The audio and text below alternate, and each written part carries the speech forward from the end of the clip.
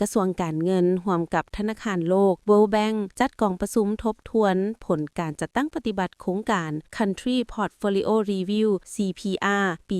2026 แนะใส่ยกสูงประสิทธิผลและความโปร่งใสโดยการเข้าร่วมเป็นประธานของท่านสุริวัฒน์ สุวรรณจุ่มคำรองรัฐมนตรีกระทรวงการเงินและท่านคิวมาเอ็นทาราหัวหน้าห้องการธนาคารโลกประจำสปป.ลาวมีผู้แทนจากบรรดาภาคส่วนที่เกี่ยวข้องเข้าร่วมกองประชุมครั้งนี้เป็นกลไกสำคัญในการทบทวนและประเมินผลการจัดตั้งปฏิบัติโครงการที่ได้รับทุนสนับสนุนจากธนาคารโลกโดยซุ่มใส่การยกระดับประสิทธิผลปรับปรุงคุณภาพการนำใช้ทุนและเสริมสร้างผลกระทบด้านการพัฒนาให้เกิดผลเป็นรูปธรรมโอกาสนี้ท่านสุริวัฒน์ สุวรรณจุ่มคำมีคำเห็นว่าในสภาพที่ขอบทางด้านงบประมาณของประเทศยังมีข้อจำกัดการนำใช้แรงทุนสนองจากภายนอกจะต้องถูกคุ้มครองอย่างมีวินัยโปร่งใสและสุมใส่ผลสำเร็จในการจัดตั้งปฏิบัติโดยให้แต่ละโครงการสามารถสร้างผลประโยชน์ต่อทางด้านเศรษฐกิจและสังคมการปรึกษาหารือครั้งนี้ได้สะท้อนให้เห็น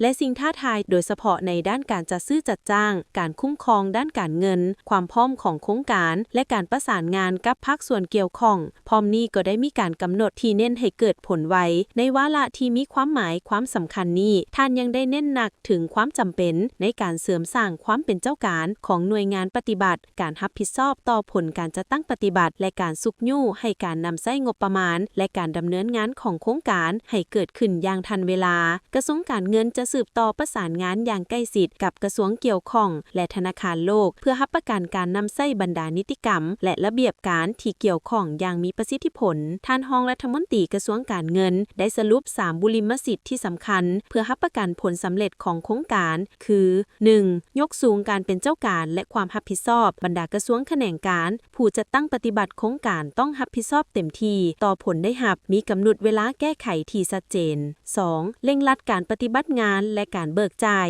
แก้ไขข้อยุ่งยากอย่างทันการเพื่อให้สังคมได้รับผลประโยชน์จากโครงการโดยไว